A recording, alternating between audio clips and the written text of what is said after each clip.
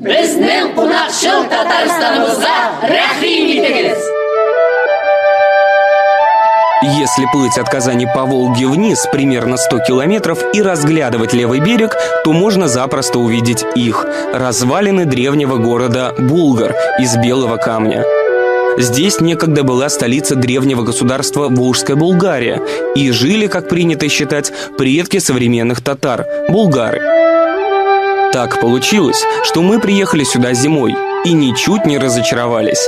На белом снежном холсте было легко представить образы древнего города.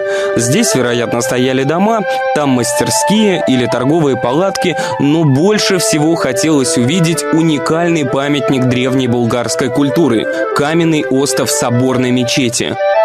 Ее строительство было связано с важным событием в жизни Волжской Булгарии. В начале X века встал вопрос о принятии единой государственной религии, и уже в 922 году болгары приняли ислам.